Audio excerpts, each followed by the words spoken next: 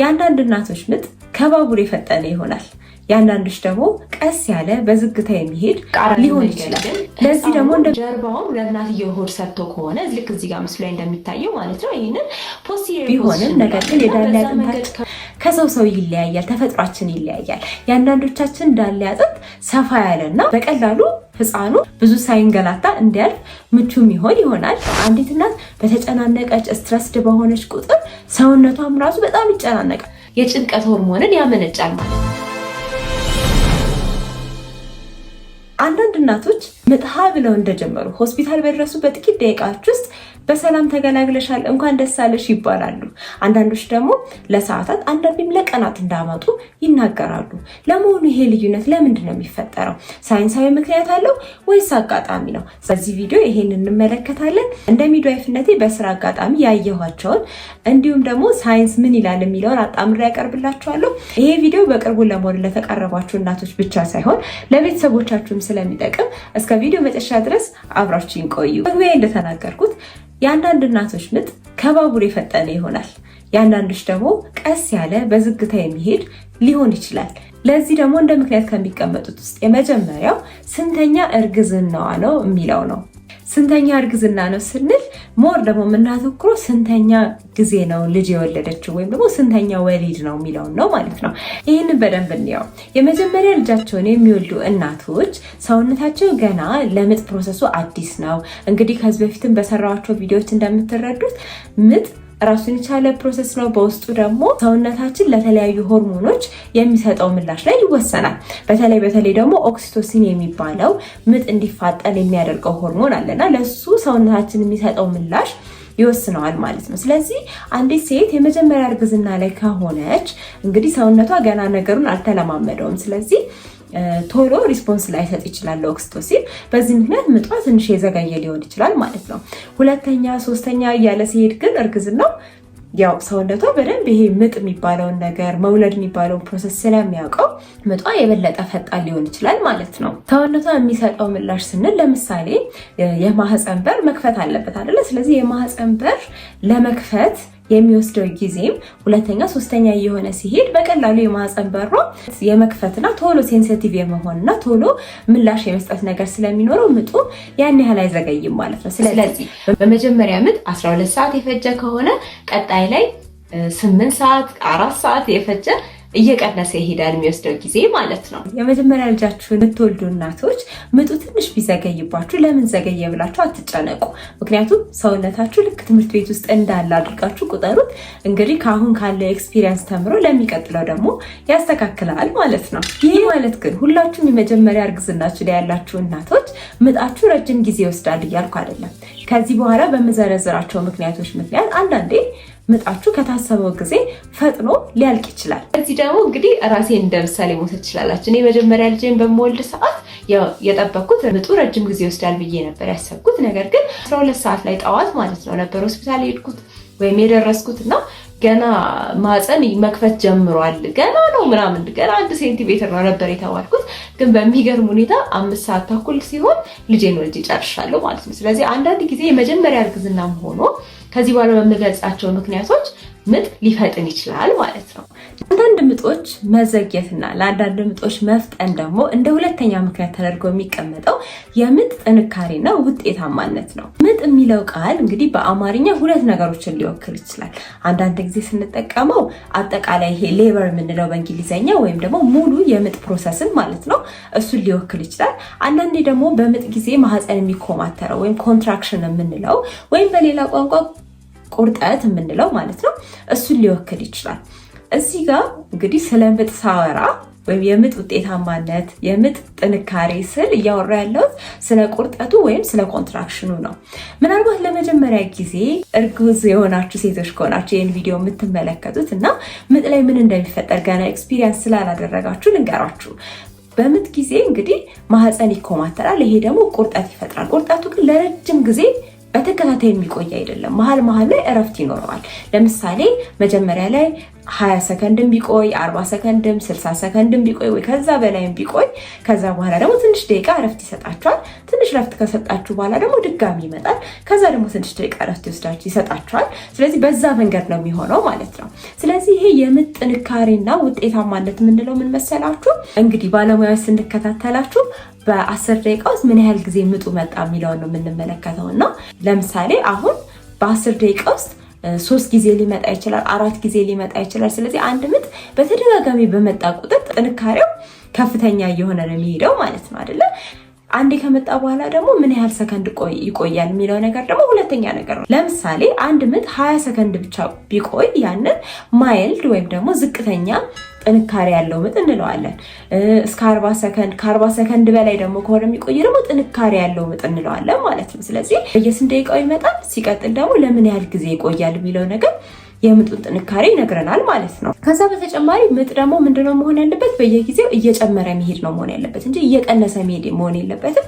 ሲቀጥል ደግሞ የሚመጣው ለምሳሌ በየ5 ደቂቃው የሚመጣ ከሆነ ተከታታይ በየ5 ደቂቃው መምጣት አለበት እንጂ አሁን በ5 ደቂቃ መጥቶ በኋላ 10 ደቂቃ ቆይቶ ከዛ ደግሞ 2 ደቂቃ ቆይቶ ምናምን እንደዛ ዝብርቅርቅ ያለ ከሆነ ፓተርኑን ስለማይጠብቅ ምጡ ውጤታማ የመሆን እድሉ ዝቅተኛ ይሆናል ማለት ነው። ስለዚህ አንዲት ሴት በየጊዜው ደቂቃውን ጠብቆ የሚመጣ ወይም ሬጉላር የምንለው አይነት ኮንትራክሽን ወይም ቁርጠት ከሆነ ያላት፣ ቁርጠቱ ደግሞ በ10 ደቂቃ ውስጥ በተደጋጋሚ የሚመጣ ከሆነ ለምሳሌ በቂ ነው የምንለው 3 እና ከዛ በላይ ሆኖ የሚመጣ ከሆነ እንዲሁም ደግሞ ከመጣ በኋላ በደንብ የሚቆይ ከሆነ ለምሳሌ ከ40 ሰከንድ በላይ የሚቆይ ከሆነ ይሄን ምጥ በቃ አሪፍ ምጥ ነው እንላለን ማለት ነው። ስለዚህ ውጤታማ የሆነ ምጥ ነው ልንለው እንችላለን። እንደዚህ አይነት ምጥ ላይ ያለች ሴት ከሆነች ደግሞ ምጡ ቶሎ ቶሎ እንዲፈጥር ሊያግዛት ይችላል። ከዛም ደግሞ ህፃኑ እንዲወለድ ሊሆን ይችላል ማለት ነው። ስለዚህ እንግዲህ ስንተኛ ጊዜ ነው እየወለደች ያለችው ከሚለው በተጨማሪ ወሳኙ ነገር ምንድነው ማለት ነው? ይሄ ምጥ ውጤታማ ነው ወይም ቁርጠቱ ውጤታማ ነው ወይ የሚለው ነው ማለት ነው። ሶስተኛውና ብዙ እናቶች የማያስተውሉት ምክንያት ደግሞ የህፃኑ አቀማመጥ ምን ይመስላል የሚለው ወይም ፖዚሽን የምንለው ማለት ነው። እንግዲህ ለምጥ ፍጥነት የተፈጥሯዊ የምንለው የፅንስ አቀማመጥ እንዴት መሰላችሁ? አንደኛ ጭንቅላቱ ወደ ታች ነው የሚሆነው። ስለዚህ ከታች ማህፀንን እየከፈተ የሚወጣው ፓርት ምንድነው የሚሆነው ማለት ነው? ጭንቅላቱ ነው የሚሆነው ማለት ነው። ሁለተኛ ደግሞ የልጁ አቀማመጥ እንዴት ነው? ጀርባው ለእናትየው ሆድ ሰጥቶ ነው መቀመጥ ያለበት ማለት ነው። ስለዚህ እንደዛ በሚሆንበት ጊዜ ይሄንን አንቲሪየር ፖዚሽን እንለዋለን። ልክ እዚህ ጋር ምስሉ ላይ እንደምትመለከቱት ነው። ያ በሚሆንበት ጊዜ የህፃኑ ጠባብ የጭንቅላት ክፍል መጀመሪያ የማህፀኑን በር እየከፈተ ስለሚወጣ እንግዲህ ፅንሱ ቀላልና በፍጥነት የሚሄድ እንዲሆን ያደርገዋል ማለት ነው። ከዚህ በተቃራኒ መንገድ ግን ህፃኑ ጀርባውን ለእናትየው ሆድ ሰጥቶ ከሆነ ልክ እዚህ ጋር ምስሉ ላይ እንደሚታየው ማለት ነው ይህንን ፖስቴሪየር ፖዚሽን እንለዋለን እና በዛ መንገድ ከሆነ እየተወለደ ያለው ለመዞርም ትንሽ ጊዜ ይፈልጋል። ስለዚህ በዛ ምክንያት ምጡ ትንሽ ሊረዝም ይችላል። በዛ ላይ ደግሞ እናትየው የጀርባ ህመም ሊሰማት ይችላል ማለት ነው። ስለዚህ ከላይ ከጠቀስኳቸው ምክንያቶች በተጨማሪ የህፃኑ አቀማመጥ ምን ይመስላል፣ ተፈጥሯዊ ነው ወይ የሚለውን ነገር ራሱን የቻለ ሮል አለው ማለት ነው በዚህ ውስጥ። እዚህ ጋር ግን እንድታስታውሱ የምፈልገው ነገር ምናልባት ህፃኑ እንዳልኳችሁ ፖዚሽኑ ይሄ ቀደም ያልኳችሁ ፊቱን ወደ እናትየው አዙሮ ባይሆን ወይም ደግሞ በጭንቅላቱ ራሱ ባይመጣ በእግሩ ወይ በቂጡ ቢሆን የሚመጣው ጤና ባለሙያዎች የራሳቸው መንገድ አላቸው በሰላም እንዲወለድ የሚያደርጉበት መንገድ ማለት ነው። ስለዚህ እሱ የሚያስጨንቃችሁ ጉዳይ ሊሆን አይገባም። ነገር ግን ያው ሊፈጠር የሚችል ነገር ስለሆነ አንዱ ምጥን ሊያረዝም የሚችል ነገር እንደሆነ እንድታውቁት ያህል ነው ማለት ነው። በአራተኝነት የሚቀመጠው ደግሞ የዳሌው ተፈጥሯዊ ቅርጽ ምን አይነት ነው ማለትም የእናትየው ማለት ነው።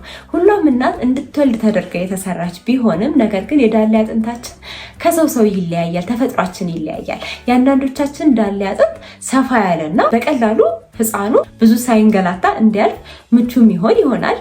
በነገራችን ላይ እዚህ ጋር ደግሞ ከዳሌ አጥንቱ በተጨማሪ ደግሞ የህፃኑ ክብደት፣ የህፃኑ የሰውነት መጠኑ በአጠቃላይ ምን ይመስላል የሚለው ነገርም ወሳኝነት አለው ማለት ነው። ምክንያቱም በህፃኑ የሰውነት መጠን ወይም ክብደት እና በእናትየው የዳሌ አጥንት ተፈጥሮ መካከል ያለው መጣጣም ፅንሱ እንዲፈጥን ሊያደርገው ይችላል ማለት ነው። ታዲያ እዚህ ጋር እንድታስተውሉት የምፈልገው ነገር የማንም ጥፋት አይደለም። ሁላችንም የተለያየ ተፈጥሮ አለን። ልጆቻችንም ደግሞ የተለያየ አይነት ሳይዝ ሊኖራቸው ይችላል። ነገር ግን ያው አንዱ ምክንያት ይሄ ተፈጥሯዊ ነገር እንደሆነ ለማስቀመጥ ያህል ነው እንጂ ምንም ማድረግ አይቻልም። ያው ፕሮሰሱን ጠብቆ ልጃችሁን መቀበል ነው ማለት ነው። አምስተኛውና በመጨረሻ ደግሞ የሚቀመጠው ነጥብ ምን መሰላችሁ? የእናትየው የስነ ልቦና ሁኔታ። ከዚህ በፊት በተደጋጋሚ የተለያዩ ቪዲዮዎች ላይ ገልጬዋለሁ። አንዲት እናት በተጨናነቀች ስትረስድ በሆነች ቁጥር ሰውነቷም ራሱ በጣም ይጨናነቃል። የጭንቀት ሆርሞንን ያመነጫል ማለት ነው። የጭንቀት ሆርሞን የሚባለው ደግሞ አድሬናሊን ይባላል። እንግዲህ ካስተዋላችሁ አላውቅም፣ አንዳንድ ጊዜ ሳታስቡት በድንጋጤ አድርጋችሁ ማታውቁትን ነገር አድርጋችሁ አታውቁም? ለምሳሌ ውሻ ሲጮህባችሁ ደንግጣችሁ የሆነ ግንብ ላይ ዘላችሁ ወጣችሁ ምናምን ማለት ነው። ልክ እንደዛ እንዲሆን የሚያደርገው ደግሞ አድሬናሊን የሚባለው በቃ የሆነ ችግር ተፈጥሯል፣ ስትረስ አለ ብሎ የሚነግረን ሆርሞን ማለት ነው። የእሱ መመንጨት ነው። ስለዚህ በምጥ ጊዜ ይሄ ሆርሞን በሚመነጭበት ጊዜ ደግሞ የራሱ የሆነ ችግር አለው። እሱ ምን መሰላችሁ? ምጥ እንዲፋፋም የሚያግዘው ኦክሲቶሲን የተባለው ሆርሞን በበቂ ሁኔታ ስራውን እንዳይሰራ ያደርጋል። ስለዚህ እናትየው በጣም የምትጨነቅ ከሆነ ስትረስድ የምትሆን ከሆነ ሰውነቷን ለቀቅ ፈታ ማታደርግ ከሆነ ምጡም የዛኑ ያህል ረጅም ጊዜ ሊወስድ ይችላል ማለት ነው። ስለዚህ ሁሌም እንድታስታውሱ የምፈልገው ነገር ተፈጥሯዊ ፕሮሰስ ነው። ይሄን ተፈጥሯዊ ፕሮሰስ ደግሞ ሁላችንም እንድናልፍበት ተደርጎ የተሰራ ነው። ስለዚህ ራሳችንን ካላስፈላጊ የሆነ ጭንቀት፣ ስትረስ ውጪ መሆን አለብን። ስትረስ ደግሞ ውጪ ሊያደርገን የሚችለው ነገር አንደኛው ነገር ምጥ ላይ ምንድነው የሚፈጠረው የሚለውን ነገር ማወቅ ነው። በዚህ ዙሪያ ደግሞ የሰራኋቸው ቪዲዮዎች እንግዲህ ቻናሌ ላይ አሉላችሁ። ምጥ ላይ በእያንዳንዱ ፕሮሰስ ላይ ምንድነው የሚፈጠረው የሚለውን ምንድነው የሚታዩት የሚለውን ነገር በቃ እስከ መጨረሻ ድረስ ማለት ነው። ከወለዳችሁ በኋላስ ምንድነው የሚፈጠረው የሚለውን በሙሉ ሰርቼላችኋለሁ እና እውቀት ደግሞ ነፃ ያወጣል ይባላል። አንድ ሰው ስለሆነ ነገር ባወቀ ቁጥር የመጨነቅ መጠኑ ዝቅተኛ ይሆናል ማለት ነው። ይህንን ስል ስላወቃችሁ ብቻ በቂ ነው ማለት አይደለም። ምን ማለት ነው? የፈጣሪ ጉዳይ በጣም ያለበት ነገር ነው። የእግዚአብሔር ስጦታ ነው ልጆች። ስለዚህ ጸሎት ማድረግ፣ ከፈጣሪ ጋር መሆን፣ በሰላም እንዳልፍ አግዜ ማለት ግዴታ ያስፈልጋል ማለት ነው። ከዛ በተጨማሪ ግን ጎን ለጎን እውቀት ያስፈልጋቸዋል ማለት ነው። ለመውለድ በምትሄዱበት ጊዜ ደግሞ በተቻለ መጠን የሚያስፈልጓችሁን ነገሮች ቀድማችሁ አዘጋጅታችሁ መሄድ። ስለሱም ደግሞ የሰራሁት ቪዲዮ ያለ ካላያችሁ እዩት። እንዲደገምላችሁ የምትፈልጉ ከሆነ ደግሞ ኮመንት ላይ አስቀምጡልኝ። በዛ ላይ ደግሞ ሊያረጋጓችሁ የሚችሉ ሰዎች፣ በደንብ ሳይኮሎጂካል ሰፖርት ሊሰጧችሁ የሚችሉ ሰዎችን ይዛችሁ መሄድ ይኖርባችኋል ማለት ነው። ስለዚህ እንግዲህ የምጥ ጊዜያችሁ እየደረሰ ያለ እናቶች ከሆናችሁ ይሄን ቪዲዮ የምትመለከቱት አይዛችሁ በርቱ። ፈጣሪ ከእናንተ ጋር ይሁን። ልጃችሁን በሰላም ለማቀፍ ያብቃችሁ። የሚያስፈልጋችሁ ነገር ሁሉ ግን ቀድማችሁ ተዘጋጁ እላችኋለሁ። ስለዚህ ዛሬ የአንዳንድ ሰዎችን ምጥ ሊያፈጥን ስለሚችሉ የአንዳንድ ሰዎችን ምጥ ደግሞ ሊያዘገዩ ስለሚችሉ ነገሮች ዙሪያ የሰራሁት ቪዲዮ ይሄን ይመስል ነበር። ምናልባት ያልገለጽኩት ነገር ካለ፣ ጥያቄ የፈጠረባችሁ ነገር ካለ ከስር ኮመንት ላይ አስቀምጡልኝ። በቀጣይ ደግሞ እንድሰራላችሁ የምትፈልጉት ቪዲዮም ካለ ለተለመደው ኮመንት ላይ አስቀምጡልኝ። እስቲ ከዚህ በፊት ምን ገጠማችሁ ምጥ ላይ? ባለፈውን በሰራሁት ቪዲዮ ላይ እስቲ ኮመንት ላይ አስቀምጡልኝ ምን ገጠማችሁ ብያችሁ አልጻፋችሁልኝም እና ተው ግን ጻፉልኝ ምን ገጠማችሁ። ለማታውቁኝና አዲስ ለሆናችሁ እኔ ስሜ ረዴት እንዳለው ይባላል። በሙያዬ ሚድዋይፍ ነኝ። በዚህ ቻናል ስለ እርግዝና፣ ስለ ወሊድ፣ ስለ እናቶችና ህፃናት እንክብካቤ ማወቅ ያለባችሁን ነገሮች በሙሉ ነግራችኋለሁ። እስካሁን ድረስ ሰብስክራይብ ካላደረጋችሁ ሰብስክራይብ በማድረግ ቤተሰባችንን ተቀላቀሉ። ምናልባት ከዚህ ከዩቲዩብ ቻናሉ በተጨማሪ በሌሎች ሶሻል ሚዲያ ፕላትፎርሞች ላይ ታገኙኛላችሁ። ለዛሬ ያዘጋጀላችሁ ይህን ይመስል ነበር። በቀጣይ ቪዲዮ እስከምንገናኝ ድረስ ቻው ቻው።